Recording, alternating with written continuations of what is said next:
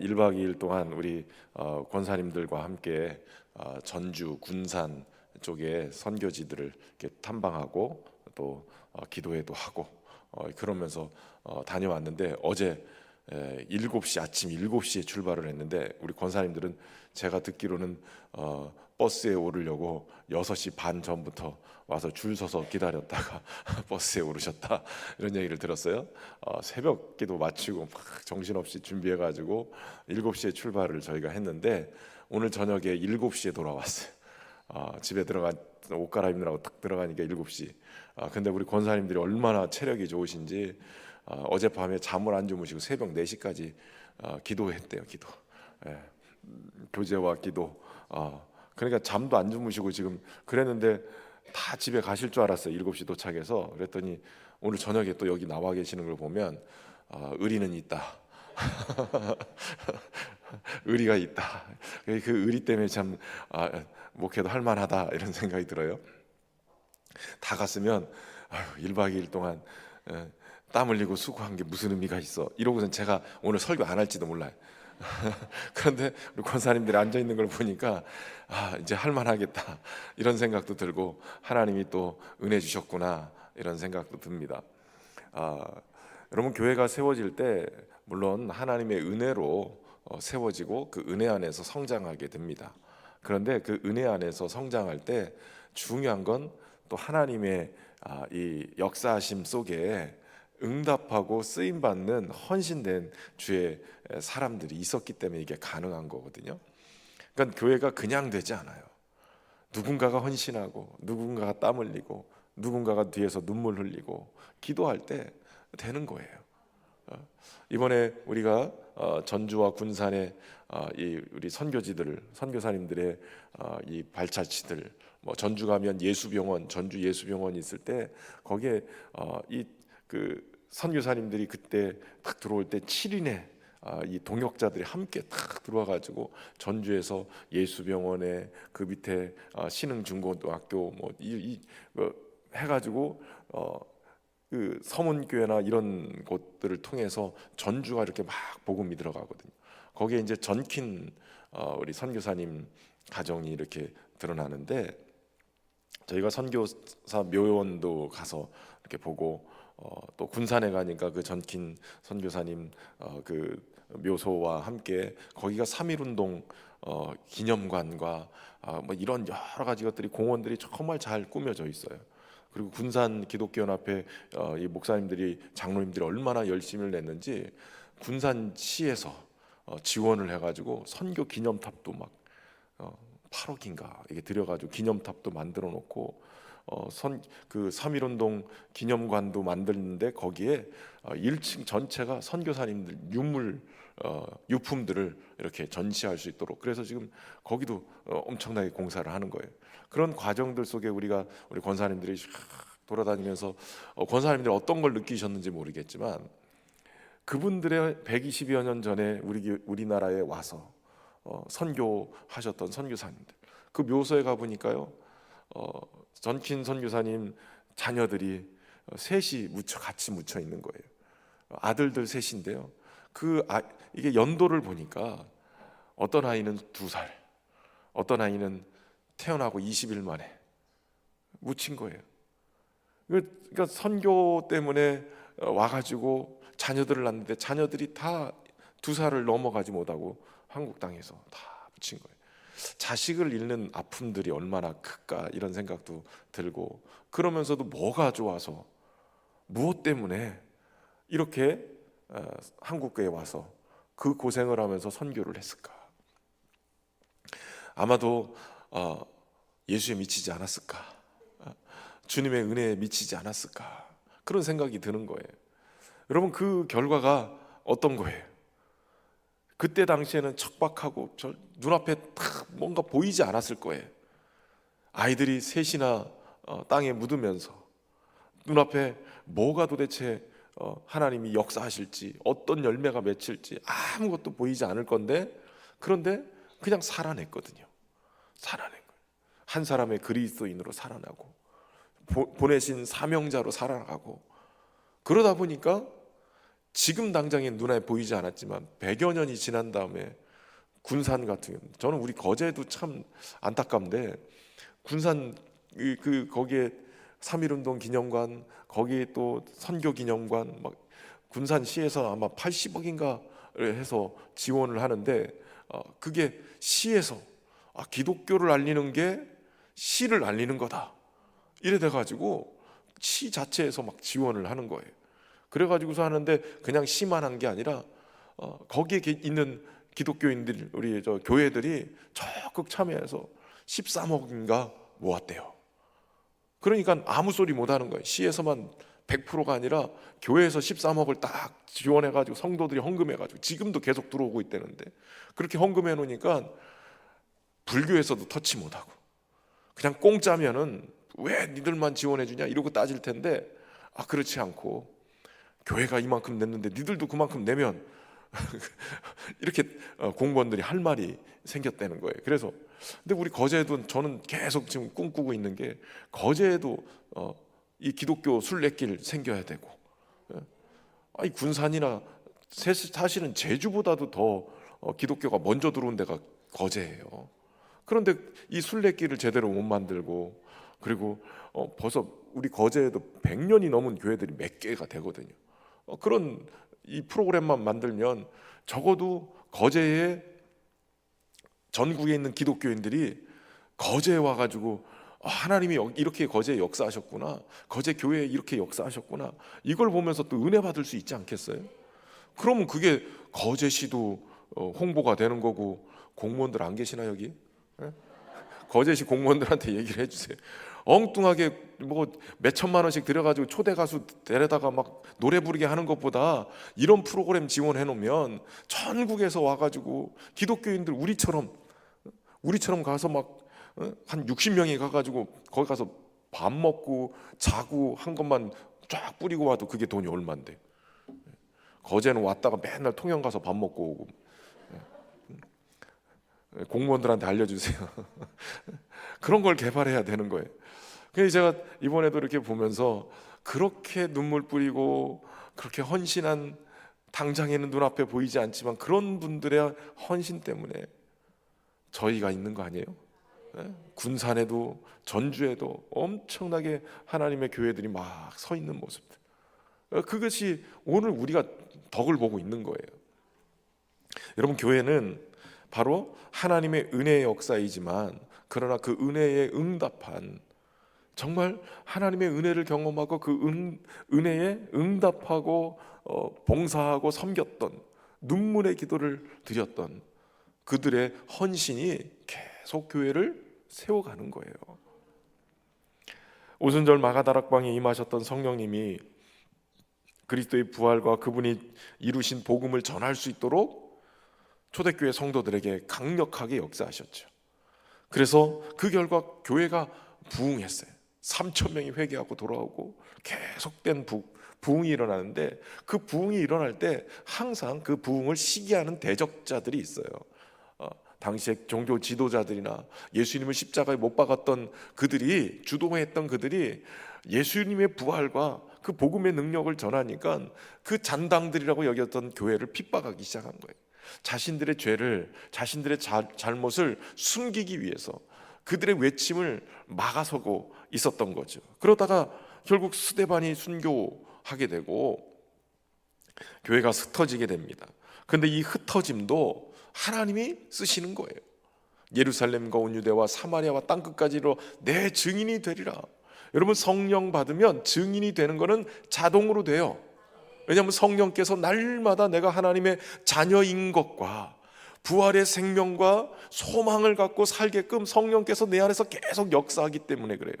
성령이 하나님이 우리 아버지심을 날마다 우리 안에서 증거하셔서, 하나님은 아버지, 그 하나님 아버지가 어떤 분이시냐? 참 좋으신 분이시죠. 다윗이 그 선하심과 인자하심이 정녕 나를 따르리니 내가 여호와의 집에 영원히 살리로다. 여러분, 다윗이 이 고백을 할 때는요, 그냥 가만히 고백했겠어요? 우리 하나님이 선하시고 인자하신데 그것이 내 인생 전체 속에 내가 경험됐다. 내가 이걸 경험하고 살았다. 이 고백을 가만히 앉아서 무슨 조용하게 시를 읊듯이 읊었겠냐 말이에요. 사람들아 들으라, 동네 사람들 들으시오. 내 인생을 살아보니 나의 하나님이 선한 목자가 되셔서 그 선하심과 인자하심을 내 평생에 경험하게 하셨는데 내가 이제 죽어도 여호와의 집에 영원히 살기를 원합니다. 저는 소망하기는 저뿐만 아니라 이곳에 계신 우리 성도들이 그렇게 주님을 경험하고 고백할 수 있는 은혜가 있기를 주의 이름으로 축원합니다. 그러니까 성령 충만하면 그냥 자동으로 복음을 전하게 되는데, 그런데 이 스데반의 순교 때문에 흩어지잖아요. 흩어지게 되는 것. 이 사실 흩어지는 것도 어찌 보면 흩어지는 것도 복음 전파에 아주 그 하나님의 도구로 쓰여지는 거예요. 어떤 분이 한국교회 부흥이 어떻게 일어나느냐 뭐 여러 가지 분석을 하는데, 이게 참 안타까운 분석이지만 한국교회 부흥은 교회가 분열돼서 그렇게 됐다는 거예요. 장로교 안에서도 여기저기 맨날 자기 그냥 모여가지고 계속 분열하니까 어찌됐든 간에 분열하면서 자기들 교단을 막 세우려고 그러다 보니까 부흥했다. 이게 이렇게 맞을 수도 있지만 틀렸을 수도 있어요. 왜냐하면 여러분, 교회가 갈라지지 않고 하나였으면 저는 그거보다 더 강력하게 교회가 제대로 된 시스템 안에서 제대로 복음을 전하고 더 강력한 힘을 가지고 역할을 했을 것 같아요. 그러니까 이제 요 시간에 졸고 목사님이 분열이 부흥하는 비결이래. 그러고선 싸우지 마세요. 그런 거 아니에요. 여러분, 성령이 역사하셔서 때로는 핍박도, 스데반이 순교하는 그 과정들도 주님이 선용하셔서 선하게 사용하셔서 합력하여 선을 이루게 하시는데, 그것이 흩어진 자들이 가서 계속 복음을 전하게 하신 거예요. 베니게와 구브로와 안디옥까지 이르러서 처음에는 유대인에게만 전했어요. 그런데 그들 중에 구브로와 구레네 몇 사람이 안디옥에 이르러서 유대인에게만 전하던 복음을 그들은 헬라인에게도 전하기 시작했어요. 그전에는 이방인들에게 복음을 전할 생각을 아예 못했어요. 이방인이지만 회심한, 유대인으로 회심한 이방인들, 그들이 오순절에 성지순례를 왔을 때 성령 충만했던 그들은 하늘의 비밀을, 놀라운 복음을 선포했죠. 방언으로 선포했던 거예요. 그런데 이제는 흩어졌던 그들이 헬라인에게도 가서 예수님을 전하기 시작했어요. 여러분, 복음은 이 틀을 어느 순간 깨고 다가갈 때 저거 안 돼, 죽었다 깨나도 저 사람은 예수님 안 믿을 거야, 이걸 깨트리고 나가면 전도에 미련한 것을 통해서 주님이 역사하시기 시작해요. 도리어 안 될 것 같은 그 사람이 더 잘 믿어요. 왜? 주님이 이미 작업을 해놓으신 그런 사람들이 있을 수 있어요. 나는 모르지만. 제가 한번 얘기했잖아요. 전에 같이 있었던 목사님 중에 한 분이 저기 서울에 그 암사동 그쪽에 담임을 갔는데 그 태풍이 왔대. 태풍이, 교회 태풍이 탁 불어가지고 교회 종탑이 하필 탁 쓰러진 거예요. 쓰러졌는데 하필 그 종탑이 그 앞에 있는 아파트 베란다를 딱 때렸어요. 근데 하필 그 아파트 베란다의 그 집 주인이 누구냐면 맨날 시끄럽다고 교회에다가 막 항의 전화하고 쫓아오고 맨날 하던 그분이라는 거예요. 그분이. 그래서 목사님이 걱정을 한 거예요. 야, 이거 도대체 큰일 났다. 안 그래도 교회에 대해서 반감을 갖고 맨날 항의하는 분이 자기네 집 앞을 그걸 베란다를 그냥 그 종탑이 갖다가 들이받아가지고 박살을 내놨으니 이게 큰일 났다 그랬는데요, 그 다음 주에 등록을 했어요. 어떻게 됐느냐? 이분이 여름이니까 덥잖아요. 집 안에서 안 자고 베란다 문을 열고 그 베란다 바닥에서 그 낮잠을 주무시고 계셨대. 그러고선 잠이 깨가지고 거실로 간 지 얼마 있다가 무너져 버린 거예요. 그 순간에 이분이 어떻게 받은 줄 아세요? 내가 그동안 교회를 욕하고 핍박하고 그랬는데 하나님이 나를 벌을 내리시나 보다. 내가 큰일 나겠다. 잘못하면 나 죽겠다 이러고선 두려워 떨면서 이분이 교회를 등록한 거예요. 그러니까 우리 생각에 안 된다 그러는 거는 우리 생각이죠. 하나님은 별의별 방법으로 구원할 영혼들 다 준비하고 계시는 거예요. 그러니까 여러분, 전도에 미련한 것도 때로는 하나님이 그 방법을 통해서도 역사하시는 거예요. 그게 내가 했다 이게 아니라 주님이 하신다는 고백을 하게 하기 위해서예요. 그런데 여러분, 여기도 마찬가지예요. 헬라인에게, 안디옥에서 헬라인에게도 예수님을 전하니까 어떤 일이 벌어지냐? 주의 손이 그들과 함께 하심에 수많은 사람들이 믿고 죽게 돌아오는 역사가 일어났어요. 주의 손이 함께 하는 게 중요한 거예요. 복음 전하는 것도 내 능력이 아니라 주의 손이 함께 하는 거예요. 저는 전에 신방할 때, 대신방, 부목사 때 대신방할 때요,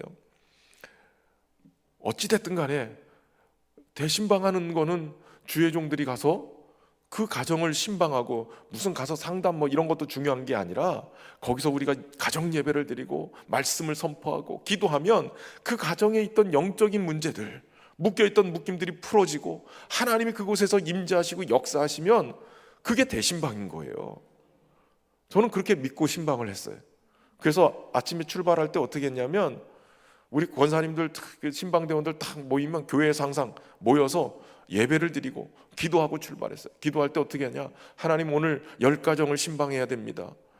하나님, 가정마다 함께 동행해 주셔서 주님이 말씀하시고 주님이 치료하시고 주님이 역사해 주십시오. 그리고 신방 다 끝나고 집에 들어올 때 교회 들어와 가지고요, 교회에서 또 기도하는 거예요. 하나님, 오늘 이런 가정들 신방했고요, 이런 가정에 이런 문제가 있고 위에서 기도했는데 하나님 역사해 주시고 저들을 돌보시고 인도해 주십시오. 그리고 신방 보고를 하나님 앞에 하고 해체를 했어요. 여러분, 그냥 가서 신방하는 게 그냥 무슨 연례 행사처럼 가는 게 아니라 하나님이 함께 하셔야 신방도 가능한 거고요, 주님의 손이 붙잡아 주셔야 신방 속에 역사가 일어나는 거예요.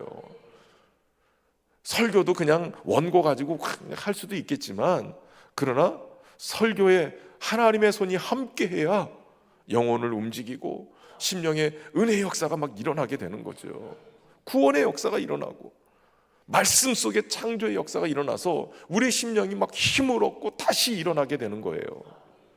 중요한 게 주의 손이 그들과 함께 했기 때문에, 그래서 수많은 사람이 믿고 죽게 돌아오는 역사가 일어나는 거죠. 근데 여러분, 여기서 중요한 게요, 이방 지역에 최초로 이 시리아 안디옥에 교회가 세워졌어요. 헬라인들이나 유대인들이나 다 모여서 복음을 듣고 교회가 선 거예요. 근데 여기서 중요한 것이, 여러분, 하나님께서 예루살렘 교회를 흩어서 사마리아 거기 가서 빌립이 전도하게 되고, 뭐 가이사랴에 가서 베드로가 가서 막 이방 고넬료에게도 또 복음을 전하고 그 가정을 막 세례를 주고 그런 역사들을 막 앞에서 우리가 살펴봤잖아요. 그런데 이제는 하나님께서 예루살렘과 온 유대와 사마리아와 땅 끝까지 이르러 주님의 증인 되게 하기 위해서 이 안디옥 교회를 세우시는 거예요.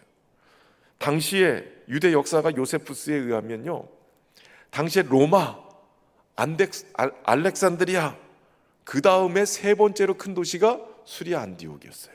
인구가 50만 정도 됐대요. 2000년 전에 50만 명이면 여러분, 거제 인구가 23만, 지금 24만 이러고 있는데 거제의 인구보다 2배 이상이 큰 거예요.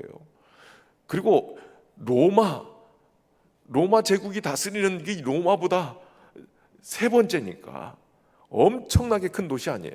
여기에는 유대인, 헬라인, 로마인 다민족들이 다 함께 하고 있는 곳에, 여기에 안디옥에 하나님이 교회를 세우시고 여기를 전초 기지로 해서 바울이 선교 여행을 막 떠날 수 있도록 만들어 버리시는 거예요.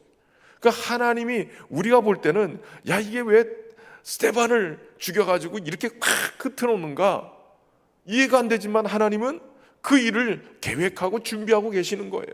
수리아 안디옥을 통해서 이방을 향해서 나아갈 수 있도록 전초 기지를 만들어 버리는 거예요. 그러면 여러분 보세요, 유대인들에게만 복음을 전하던 사람들, 물론 그들을 통해서도 역사하지만 간혹 가다가 구브로와 구레네 몇 사람이 안디옥에 이르러서 헬라인에게도 복음을 전한 것, 이것은 그 뜻에 순종하고 어찌 보면 선입견이 있고 그동안 가지고 있었던 고정관념들 이거 다 떼버리고 그저 복음을 전하기 위한 열정으로 다가간 사람들에게 하나님 역사하셔서 이 안디옥 교회를 세우게 만드셨다는 거예요.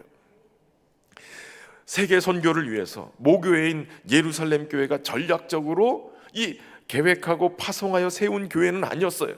그런데 하나님은, 예루살렘 교회는 계획적이지 않았지만 하나님은 흩어놓으시는 걸 통해서 누군가가 복음의 열정을 가지고 순종하는 사람들 통해서 수리아 안디옥을 복음화라 시켜버리는 거예요. 안디옥 교회를 만들어버린 거예요. 여러분, 북아프리카의 지중해 해안 도시인 구레네, 그리고 지중해 북부 쪽에 있는 이 구브로 섬, 이게 지도를 좀 보면 좋은데 아프리카 그 위쪽에 구레네 시몬 나오잖아요. 구레네 시몬, 그쪽에 구레네, 그리고 지중해 연안에 바로 팔레스틴 지역 건너편 쪽에 위쪽에 보면 여기 구브로 섬이 있어요. 이 사람들이 거기까지 가서 거기서 복음을 전하는 거예요. 그러니까 몇몇 사람에 의해서 이방 교회가 세워졌는데 우리의 생각과 계획을 뛰어넘은 하나님의 계획하심이, 성령의 역사하심을 통해서 안디옥 교회가 세워지는 거예요. 그렇게 놓고 보면 여러분, 때로는 내 뜻대로 되지 않아서 더 잘 된 거예요. 내가 생각하고 내가 계획한 것만큼 되지 않은 게 도리어 하나님이 일하신 것이 더 잘 된 거예요. 그러니까 때로는 내 생각대로 안 된 것 때문에 스트레스 받지 말고, 저한테 하는 얘기예요. 받지 말고 정말 주님이 함께 하시고 주님이 역사하시는 걸 기대하면서 따라갈 수 있기를 바랍니다. 주님의 손이 그들과 함께 하심에, 주님이 도우시는 그 손길, 주님의 강한 손이 그들과 함께 할 때, 그때 그 함께 하심과 그리고 우리의 믿음과 순종이 탁 만났을 때 거기에 부흥의 역사가 일어나는 거예요. 우리를 부르신 하나님의 부르심은 결코 실수하지 않고 후회가 없으신 거예요. 우리를 부르셨을 때 거기에 믿음으로 반응하고 순종으로 따라가면 주님의 강한 손이 붙드셔서 주의 뜻을 더 귀하게 펼쳐나가게 될 줄로 믿습니다. 여기에 어떤 사람이 붙었어요? 바나바 같은 사람이 붙었어요. 이 이야기를 듣고 예루살렘 교회가 바나바라는 귀한 사람을 안디옥에 파송하게 됐죠. 이 바나바라는 어떤 사람이에요? 교회로부터 인정받은 사람이에요. 가끔가다 무슨 활동들을 하면서 교회에서는 파송을 안 했는데 딴 데 가서 감투 쓰고 오시는 분들이 있어요. 가끔가다가 교회에서는 전혀 모르고 있다가 연합회 활동한다, 뭐 한다 그러고. 여러분, 교회가 우선이에요. 교회에서 인정을 받고 교회에서 이렇게 파송이 돼야지. 엉뚱한 데 가가지고선 막 활동하고 이러지 마세요. 교회가 우선이에요. 교회에서. 근데 교회로부터 인정받고 바나바는 파송돼서 안디옥에 간 거예요. 하나님의 은혜를 가서 보고 분별할 줄 아는 사람이었어요. 특별히 보았다라는 단어가 굉장히 중요한데, 안디옥 교회 이렇게 성도들을 보면서 하나님의 은혜가 역사하는 게 보여진 거예요. 여러분, 우리 안에 영안이 뜨여져야 되는데 은혜가 역사하는 게 보여져야 돼요. 은혜가 우리 가운데 임하고 있구나, 하나님의 은혜가 일하고 계시는구나, 이게 막 보여져야 된다는 거예요. 이걸 못 보면 어떤 모임에서든지 은혜가 막 넘치고 남들은 은혜 받고 있는데 혼자 은혜를 못 받는 거예요. 이게 안 열렸기 때문에 그래요. 성령께서 우리의 영안을 열어서 하나님의 은혜가 역사하시는 게 보여져야 돼요. 근데 여기 단어가, 보이다라는 단어가 오이다라는 단어를 쓰는데 이건 깊이 안다는 거예요. 깊이 본다는 거예요. 얄팍하게 보고 선무당처럼 그렇게 신앙생활하지 말고, 여러분, 성령 안에서 깊이 기도하고 성령의 충만함으로 기도하고 은혜가 어떻게 역사하고 계시는지, 주님이 어디서 일하고 계시는지 이걸 볼 수 있기를 주의 이름으로 축원합니다. 깊어져야 돼요. 깊어져야 돼요. 그리고 믿음의 권면을 할 줄 아는 사람이었어요. 성도들에게 믿음으로 굳건히 쉽게 붙어 있으라고 권면하는 거예요. 여러분, 일꾼들을 세우는 목적이 뭐예요? 직분자들을 세운 목적이 뭐예요? 굳건히 세우기 위해서예요. 때로는 어려움이 있고 환난이 있고 내가 생각하지 못한 일들이 막 벌어질 때, 그때 믿음의 사람들은 가서 굳건히 서라고 권면할 줄 알아야지. 아유, 내가 보니까 다 망했어, 우리 될 것도 안 돼, 그러고선 믿음을 완전히 무너뜨리는 사람들이 간혹가다 있어요. 이쪽 동네 말고 저쪽 동네 가끔가다 있어요. 그래, 안 되는 것 같아. 도리어 믿음으로 서 있는 사람을 가가지고 막 긁어가지고 업어치기 한 판 해가지고 막 넘어뜨리는 사람들이 있어요. 희한하게 그분만 가면 잘 되던데도 다 망가지고 무너지고. 여러분, 우리는 뭐 때문에 교회로 부름을 받았냐면 서로 연결되어지고 함께 지어져 가기 위해서 부름을 받은 거예요. 여러분, 연결되고 지어져 간다는 것은, 저도 이제 교회를 접었으니까 할 만하죠. 여러분, 여기 콘크리트 구조물을 세우려면 그 안에 철근을 넣어요. 그냥 콘크리트만 부어놓으면 그냥 금감은 그냥 우수수 떨어져 버려요. 그러나 그 안에다가 철근을 넣고, 철근도 그냥 얼기설기하는 게 아니라 딱 놓고 거기다가 중간에 철사로 다 중간중간에 감아놔요. 그래가지고서 거기다 콘크리트를 부어야 이게 더 단단해지고 든든하게 서는 거예요.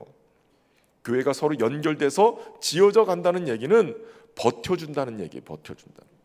넘어지려고 하는 사람 붙잡고 버텨주는 거예요.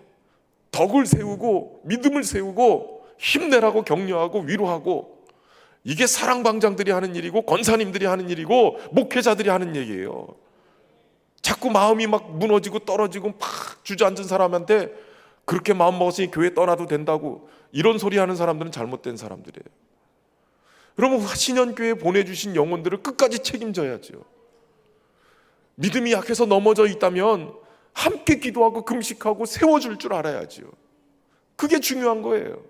여러분, 바나바는 그런 일을 했단 말이에요. 어렵지만, 우리가 핍박도 당하고 환난도 있지만, 그러나 주 예수께 굳건히 붙어 있으라고 믿음을 세워주는 거예요. 그 일들을 해야 되죠. 성령과 믿음이 충만한 사람이 그 일들을 할 수 있는 거예요. 여러분, 성령 충만하시길 바랍니다. 그래야 나눠줄 것도 있고, 성령 충만해야 은혜도 함께 나눌 수 있고, 믿음도 충만해야 무너진 사람들 탁 세워줄 수 있죠. 나도 막 정신없이 막 휘청거리고 있는데 술 한잔 드셔가지고 막 갈치자로 왔다 갔다 하는 사람이 내가 붙잡아 줄게 이러면은 옆에서 그 사람한테 기댈 사람이 누가 있겠냐 말이에요. 정신 차리셔야 돼요. 옆 사람은 쳐다보고 정신 차립시다. 다시 한번 얘기했어요. 믿음과 성령으로 충만합시다. 이런 분들이 딱 붙으니까 성경은 뭐라고 그러냐면, 이에 큰 무리가 죽게 더하여지더라. 큰 무리가 죽게, 수많은 사람이 죽게 돌아온 것도 있지만 바나바 같은 사람이 붙으니까 이에 큰 무리가 죽게 더해지는 거예요. 교회 멤버들이 구성되는 것도 있지만 죽게 더해져야 돼요. 주님께 탁 붙어져서 주님의 생명과 함께 교류하고 주님의 제자로서의 열매 맺는 삶을 만들어갈 수 있도록 저와 여러분이 바나바 같은 사람들 되기를 주의 이름으로 축원합니다. 여기서 멈춘 게 아니라 바나바는 자신의 이 실력, 믿음의 실력, 자신의 한계를 경험하게 돼요. 여기서 내가 나 혼자 다 할 수 있는 게 아니라 누군가가 필요하구나. 그래서 다소에 가 있던 누구예요? 사울을 데려다가 함께 1년 동안 안디옥 교회 성도들을 가르치기 시작했어요. 여러분, 가르치는 게 굉장히 중요해요. 가르침 속에 그들이 성장하거든요. 말씀 양육이 필요해요. 여러분, 성령과 믿음이 충만한 사람 바나바와 하나님의 말씀에 정통하게 가말리아 문화에서 그렇게 훈련을 받다가 예수님을 만나고 회심한 그가 가서 하나님의 말씀을 연구했어요. 도대체 예수님이 누구신가? 복음이 무엇인가? 왜 예수님이 무덤에서 부활하시고 이런 성령의 역사가 일어나는가? 그는 말씀을 다시 보기 시작했어요. 예수님의 관점에서, 복음의 관점에서 구약 성경에 정통했으니까 그걸 다시 보니까 하나님이 이렇게 약속하시고 선지자들을 통해서, 예언자들을 통해서 말씀하신 그가 예수 그리스도시구나. 이걸 깨닫고 나서 그가 가서 회당에 가서 전할 때 말씀으로는 사울을 이길 자가 없었던 거예요.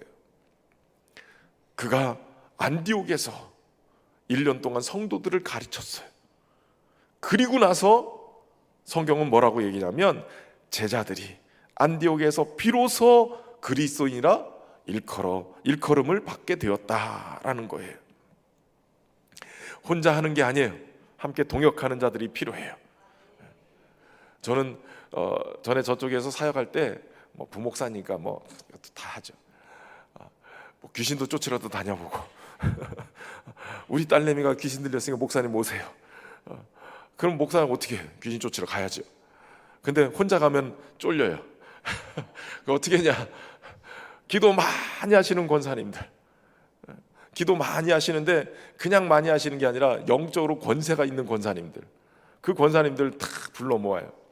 그럼 그 권사님들은 목소리만 큰 게 아니라요, 여러분 기도하는 권사님들 중에 정말 영적으로 충만한 분들이 있어요. 이분들 은혜의 세계, 은사의 세계를 경험하고 이걸 다 붙들고 소위 산기도 여러 번 하시고 금식기도 여러 번 하시고 그걸 훈련되어진 그런 분들이 있거든요. 그분들하고 같이 가는 거예요.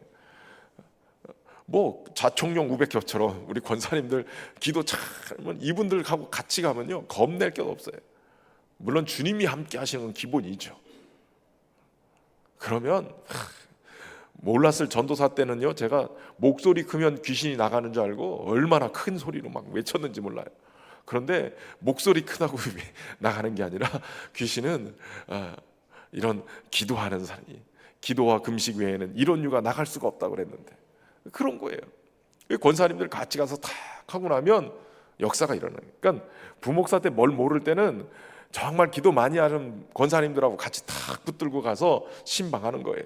그러면 같이 힘을 얻어서 그 역할을 하게 되는. 제가 생각해도 그때 잘한 것 같아요. 혼자 안 가고 어설픈 그냥 집사님 권사님들 그냥 기도도 제대로 안 하는 분들 데려가봐야 귀신한테 다 잡혀먹어요. 우리 권사님들이 세니까 그분들 딱 가면 벌써 딱 앉아가지고 벌써 기도할 때부터 분위기가 확 달라져요. 찬송해 보세요. 찬송하면 벌써 이분들은 그런. 저는 우리 권사님들이 이번에는 조금 이게 편하게, 아니 편하지는 않았어요. 굉장히 일정이 굉장히 어렵지만 먹고 자는 거는 좀 편하게 했어요. 근데 옛날 권사님들은요 산기도 하셨어요. 우리 원로 목사님 때 그러셨다고 그러더라고요. 원로 목사님 때 산에 가가지고 나무 뿌리 뽑으라고 살림 녹화 다 해놨는데 그 나무 뿌리 자꾸 뽑으라고 그래가지고 그런데 어떤 권사님이 제일 작은 거 잡고 이러다 쑥 뽑히더래요. 엊그제 심어놓은 거. 그런데 그런 믿음의 실력들을 경험하고 실력들을 갖춘 분들은 함께 신방 다니면 확실히 달라요. 우리 신임 권사님들은 그 실력을 좀 갖추셔야 돼. 금요철야 때 이런 때 막 기도하는 훈련들을 하셔야 되고, 언제 어떻게든 우리가 싸우는 영적인 세계예요. 이거예요. 그냥 가서 뭐 무슨 방문해가지고 뭐 성도들 집에 가가지고 방문해가지고선 무슨 뭐 잠깐 뭐 간식 먹고 오는 그런 게 신방이 아니에요. 영적 전쟁을 하러 가는 거예요. 그러니까 권사님들이 영적으로 무장하지 않고는 신방이 제대로 안 되는 거예요. 물론 목사도 잘해야 되지만 하나님 주신 말씀 가지고 말씀의 검으로 영적인 이 악한 역사들을 물리쳐야 되고, 그래야 된단 말이죠. 교회는 근데 혼자서 사역하는 것이 아니라 서로 다르지만 그 다름이 연합되어져서 함께 동역하는 곳이에요. 그 동역자들이 많은 곳, 그게 굉장히 중요하죠. 이번에 우리 권사님들이 가셔가지고요, 군산의 영생교회라는 그 교회에 저녁에 7시에 들어가서 거기서 우리 그 영생교회 찬양팀이 또 준비를 해서 찬양하고, 그 목사님이 또 함께 말씀을 나눠주시고, 그리고 제가 또 찬양 인도하면서 기도회를 같이 했어요. 사실은 그 목사님이 여러 가지로 고민을 하시다가 군산에서 수영로 교회까지 우리 성도들을 금요철에 데리고 갔어요. 장로님들을 모시고 금요철에를 갔어요. 목사님이 도대체 아무리 얘기해도 못 알아들었는데 가서 보니 우리의 믿음이 이분들하고 비교했을 때 너무 정말 얕구나라는 생각을 하셨대요. 그분들이 갔다 오더니 이렇게 열정적으로 기도하고 이렇게 하는 분들이 계시구나, 이렇게 섬기는 교회가 있구나. 이걸 보고 막 도전을 받고 오신 거예요. 그런데 저는 이제 로드맵 플러스 1기고 그 목사님은 6기거든요. 그러니까 1기는 조상이잖아요, 조상이. 뭐 우러러 보는 거죠. 근데 저희가 거기를 간다고 그랬더니 원래 저희가 권사님들이 모시고 이렇게 교회들 가서 할 때는 교회당만 빌려서 예배드리고 기도해 막 하니까 그 교회당 빌리는데 또 그 교회 목사님 설교도 들으면 좋겠다 그래서 모시거든요. 그러면 그냥 목사님만 와서 예배당 쓸 수 있도록 열어주시고 그러고선 기도해 하게끔 하고 가세요. 교인들은 안 와요. 근데 이 교회는 처음 이번에 몇 번 만에 우리가 처음으로 갔더니 목사님만 나온 게 아니라 권사님들, 안내위원들까지 다 나오고 찬양팀이 다 나오고 장로님들까지 와가지고 환영을 하시는 거예요. 환영을 하신 막 간식까지 준비를 다 해가지고 그냥 저 군산 가면 이성당이라는 빵집 있어요. 성신당만큼 유명한 빵집. 그 빵집에 빵을 다 준비해가지고 막 그렇게 접대를 하는 거예요. 이 교회가 또 그렇구나. 근데 우리 권사님들이 이번에 50여 명 가셨거든요. 우리가 권사님들이 한 17명인가? 14명인가? 17명이요? 14명, 예, 14명. 중간에 또 가신 분들이 몇 분 계셨어요. 14명, 114명의 우리 권사님들이 50여 명 간댔더니 그렇게 많냐고. 우리 반도 안 왔다고 그랬어요. 그리고 목사님하고 제가 끝나고선 찬양 인도하면서 기도회를 막 인도를 했는데 기도회 인도를 하니까요. 그 교회 권사님들이 막 앉아서 본인들이 은혜를 다 받고 앉았어요. 우리 권사님들이 기도하고 막 이러는데 심지어는 제가 성찬도 하고 같이 축복하면서 또 함께 옆에 짝기도도 시키고 또 허깅도 좀 시키거든요. 이렇게 그랬더니 이분들이 같이 멀뚱멀뚱하길래 그래도 성찬도 하시면 좋겠다고 하고 우리 같이 프로그램에 넣어가지고 했더니 우리 권사님들이 같이 막 돌아다니면서 이제 끌어안고 막 축복하고 막 이러는데 이분들도 같이 또 이렇게 다닌 거예요. 근데 이렇게 완전 왜 끌어안는데 우는지 모르겠어요. 본인들이 은혜를 받으시고 막 끌어안고 우시는 거예요. 펑펑 우시는 거예요. 그러고 나서 목사님이 끝나고 밤에 문자가 왔어요. 목사님, 신현교회가 그냥 된 게 아니네요. 권사님들 보니까 우리 권사님들 기도하시고 은혜 받고 하시는 모습을 보니까 우리 교회가 더 도전을 받았어요. 거기 함께 참여했던 권사님들이 막 은혜를 받고 목사님 우리도 권사의 수련회 이렇게 하자고 우리도 이렇게 합시다. 얼마나 막 목사님도 도전을 받고 막 그랬다는 거예요. 여러분 함께 연합하고 같이 이렇게 있으니까요. 이게 막 시너지 효과가 나는 거예요. 금요 성령 집회도 오늘 하나님이 은혜를 막 베푸실 거예요. 왠지 아세요? 은혜 받고 오신 권사님들이 의리 있게 앉아서 지금 제가 볼 때는 저분들이 지금 거의 입실에 들어가셔야 되는데 주님 만나러 가야 되는데 지금 다 살아 계세요. 지금 보니까 이게 지금 24시간을 그냥 꼬박 세고 지금 이러고 계시는 게 진짜 은혜다라는 생각이 제가 들어요. 예? 여러분 이게 굉장히 중요해요. 교회는 서로에게 도전을 주고 함께 은혜를 받아야 돼요. 그럼 거기서 주님이 역사하시는 거예요. 연결되어지고 의지하고 동역하면서 세워져 가는 거예요. 교회가 더 단단해지고 더 확장되어지고 그 일을 통해서 주님이 영광을 받으시는 거예요.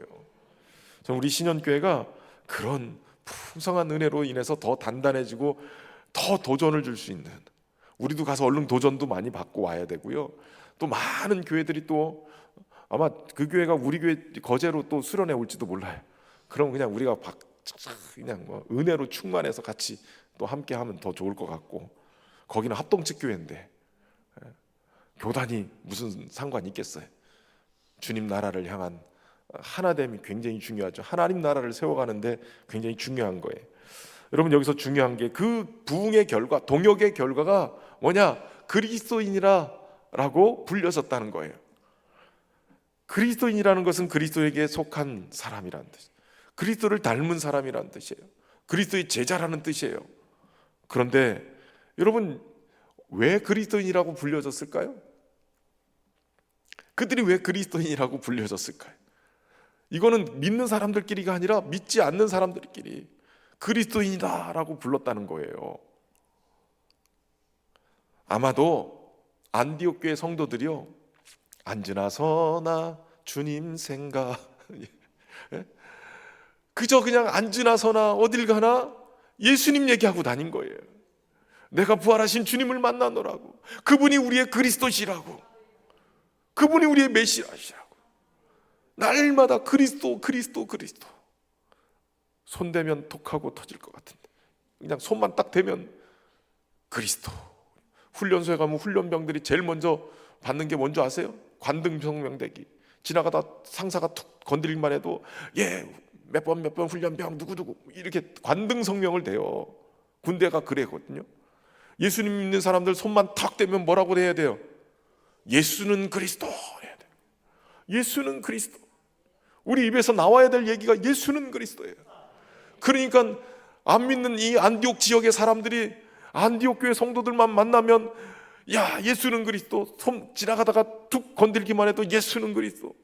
그러니까 얼마나 예수는 그리스도라는 그것을 강조했는지 주변 사람들이 아예 못이 박히게, 귀에 못이 박히게 그리스도인이라는 이 이야기가 탁 들어온 거예요. 그러니까 저들만 보면 그리스도인이다.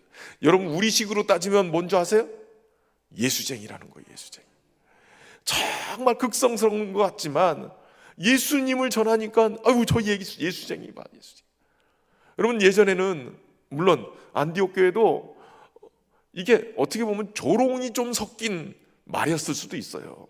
아유, 저 그리스도인 또 입만 열면 그리스도 하는데 저 그리스도인들 봐라, 이렇게 얘기했을 수도 있어요. 우리로 따지면 맨날 예수 그냥 예수쟁이들 봐라.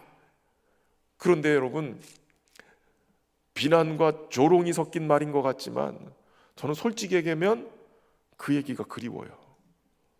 예수쟁이라는 말 요즘은 너무 교양 있게 믿어요. 너무 격식을 갖추고 믿으니까 믿지 않는 사람들이 예수쟁이라는 말도 안 써요. 예전에는 극성 맞게 믿으면서 예수쟁이. 근데 그 예수쟁이라는 말 속에는 그래도 예수님 믿기 때문에 저 사람들은 믿을만해. 요즘은 격식 있게 믿는데 예수 믿는다고 하는데 글쎄, 여러분 사이비 같아. 저는 교회를 고등학교 때 다녔는데요, 초등학교 다닐 때 자전거 타다가 전봇대에 부딪혔어요. 그래가지고 잔뜩 막 피투성이가 됐는데 전봇대에 뭐라고 붙어 있었냐면, 제가 지금도 기억나는 거예요. 회개구함, 격리구함, 기독교인 환영. 제가 교회 안 다닐 때, 초등학교 때, 그런데도 우리 동네 전봇대에는 격리구함, 기독교인 환영 그랬단 말이에요. 근데 교회 다니고서 나중에 보니까 뭐라는 줄 아세요? 격리구함, 기독교인 뭐라고 그래요? 환영 말고 사절, 기독교인 사절 이렇게 써 있어요. 예전에는 예수님 믿는 사람들은 믿을만 했다니까요. 돈 맡겨도 된다고 그랬다니까요. 근데 지금은 기독교인 사절, 신문 끊는 것도 아니고 왜 기독교인 사절. 예수쟁이라는 말이 그립단 말이에요. 예수쟁이. 그리스도인이라는 말을 좀 들을 수 있어야죠. 비로소, 이 말은 첫 번째, 처음이라는 뜻도 있지만 드디어라는 말도 돼요. 드디어 제대로 된 이름을 받았다라는 뜻이에요. 그렇게 예수는 그리스도, 예수는 그리스도라고 전하더니 그리스도인이라는 이 말 속에 드디어 저들이 뭐라고 딱 붙여서 부를 말이 없었는데 드디어 그리스도인이라고 불려졌더라. 드디어 예수쟁이라고 불려졌더라. 신현교회 성도들 드디어 예수쟁이라고 불려졌더라. 처음으로 불려진 것도 중요하지만 드디어 그 이름에 합당한 삶을 살아서 사람들에게 그 이름에 맞는 그러한 인정받는 삶, 이게 중요하다는 거예요. 세상 사람들에게는 이 명칭이 조롱하는 말, 조소에 섞인 그런 의미로 쓰였을지 몰라도 적어도 누가가 이 사도행전을 기록할 때 비로소 그리스도인이라고 칭함을 받았다. 이 말은 자랑스럽다는 거예요. 이걸 영예로운 이름으로, 야 나도 그리스도인이라고 불려졌어, 나도 그리스도인이라고 불려졌어. 이게 얼마나 영광스러운 일이에요. 이게 복된 거예요. 아, 교회 다니셨군요. 아니 어떻게 그렇게 어려운 환경 속에서도 그렇게 웃음을 잃지 않고 그렇게 살아가시는 걸 보니까 예수님 믿으시는 분이었군요. 그럼 그렇지. 이런 말 들어야지요. 이런 말. 저는 우리 신현교회 성도들이 이런 말 듣고 살기를 소망해요. 믿는 자들에게 이 말처럼 복된 말이 어디 있겠어요. 사람들에게도 인정받는 말. 여러분, 그런 은혜가 우리 안에 일어나기를 주의 이름으로 축원합니다. 그러기 위해서는 가르침을 받아야 돼. 가르침을 잘 받아야 돼. 여러분, 사도행전 2장에도 보면 성도들이 처음 초대교회가 막 모였을 때 모이게 힘쓰고 가르침을 받았어요. 사도들이 같이 가르침을 받아 서로 교제하고 떡을 떼고 오로지 기도하기에 힘쓰는 거예요. 여러분, 가르침을 받아야 기도도 돼요. 말씀의 훈련이 되어야 돼요. 모이기를 피하는 어떤 사람들의 습관과 같이 되지 말고 오직 권하여 그날이 가까움을 볼수록 더욱 그리하자. 가르침을 받는 자리에 모여야 돼요. 제자 훈련 받는데, 성경 공부하는데 모여야 돼요. 엉뚱한 데 가지 말고요. 자꾸 다른 동네에서 하는 거 가지 말고 우리 교회 제자 훈련 오시라고요. 제자 훈련. 금요철야도 오셔도 돼요. 제가 아는 목사님이 계셨어요. 수영을 가서 배우셨어요. 수영을 배우시고 그러시는데 어느 날, 아는 목사님은 제가 모시고 있었던 목사님 어느 날 저한테도 수영을 배우라고 권면하신 목사님이세요. 본인이 수영을 쫙 배우시고 새벽 기도 끝나고 수영을 좀 배워. 그때 당시 전도사였으니까 전임 전사할 때 전도사가 이제 교육 담당하고 교육부 하니까 중고등부 애들 데리고 갔다가 수련회 갔다가 물에 빠지면은 그래도 교역자가 뛰어들어가 가지고 구해낼 수는 있어야지. 그러니까 수영을 배워. 근데 저는 그때까지요 수영을 두려워했어요. 물을 두려워했어요. 왜냐하면 초등학교 때 여러분 대전에 가면 엑스포장 앞에 갑천이라고 있어요. 갑천인데 그때 그 모래를 채취한다고 그 갑천에 들어가 가지고 모래를 막 이렇게 퍼 날랐는데, 그러니까 그 안에는 푹 파인 데가 여러 군데 있었어요. 동네 형들하고 놀러 갔다가 수영을 한다고 갔다가 동네 형들이 괜찮다고 이러는데 제가 한 발자국 옆으로 갔는데 갑자기 쑥 들어가는 거예요. 형들은 저 정도 키라면, 저는 그때 초등학생이었으니까 요만했단 말이에요. 쑥 들어가는데 형들은 여기니까 별 문제 없잖아요. 저는 쑥 들어가는데 막 꼴꼴 들어가는 거예요. 정신없이 팍 수영도 못하는데 꼴꼴 올라와가지고 형 살려주세요. 장난하는 줄 알고 몇 번 물을 먹었는데 그때서 이렇게 끄집어내서 간신히 살았어요. 그 다음부터 제가 물을 되게 무서워해가지고 수영 개염이나 뭐 할까 말까 어쩔 수 없이 막 살자고 막 그러는데 수영을 배우라는데 이게 쉽지 않잖아요. 수영 얘기하면 오늘 밤새 해야 되기 때문에.